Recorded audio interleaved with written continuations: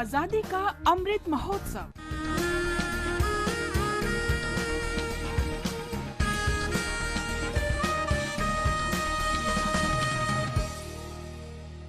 आजादी का सफर आकाशवाणी के संग, एक राष्ट्र का उदय।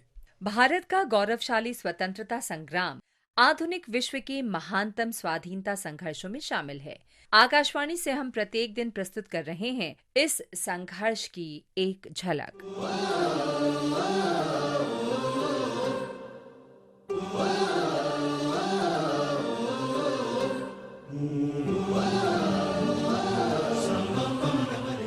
आज हम समाज सुधारक और शिक्षाविद गोपाल गणेश अगरकर को याद कर रहे हैं। गोपाल गणेश अगरकर का जन्म 14 जुलाई 1856 को महाराष्ट्र में सतारा जिले के कराड़ तालुक में हुआ था। वो पहली बार तिलक से डेक्कन कॉलेज में मिले, जहां वे उनके सहपाठी थे। तिलक अगरकर की जोड़ी ने शिक्षा और सामाजिक सुधार को बढ़ावा देने और जनता के बीच देशभक्ति पैदा करने के लिए शैक्षणिक संस्थानों की श्रृंखला स्थापित की। या जीवन आपुले सार्थ करारे, राष्ट्रभक्ती निस्वार्थ करारे, एकजुटीने कार्य कराया देशाचे।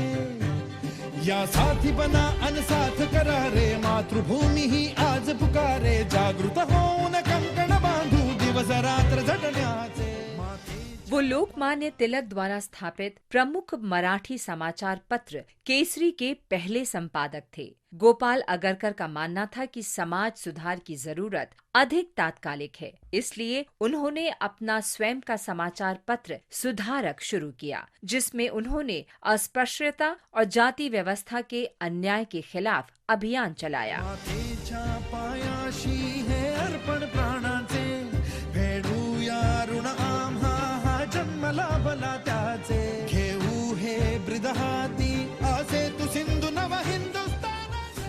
अगरकर ने विधवा पुनर्विवाह का समर्थन किया।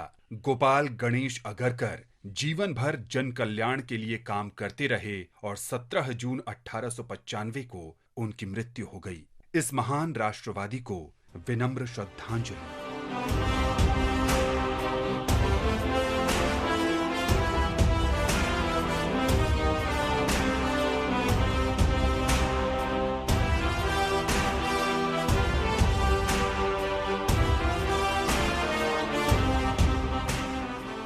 कांग्रेस कार्यकारिणी ने 14 जुलाई 1942 को भारत छोड़ो प्रस्ताव पारित किया था।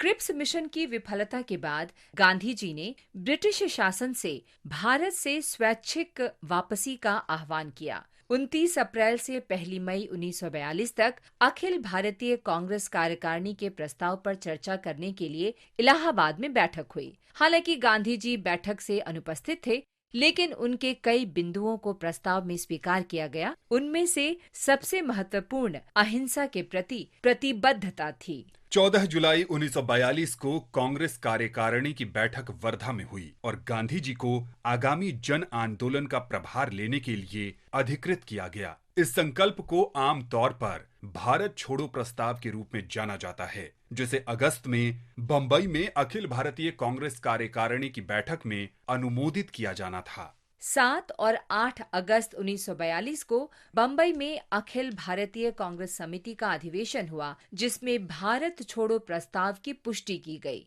और इसके साथ ही आगाज हुआ भारत छोड़ो आंदोलन का।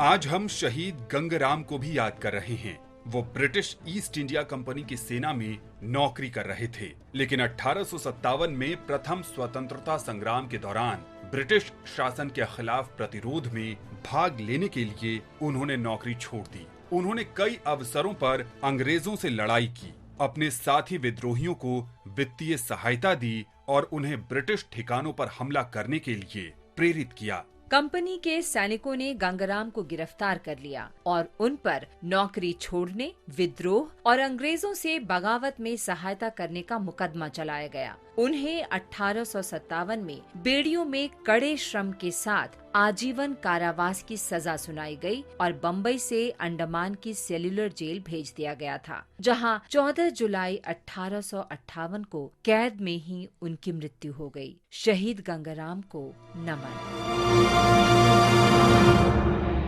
आज बस इतना ही। आजादी का सफर आकाशवाणी के संग। कल फिर मिलेंगे नई कड़ी के संग।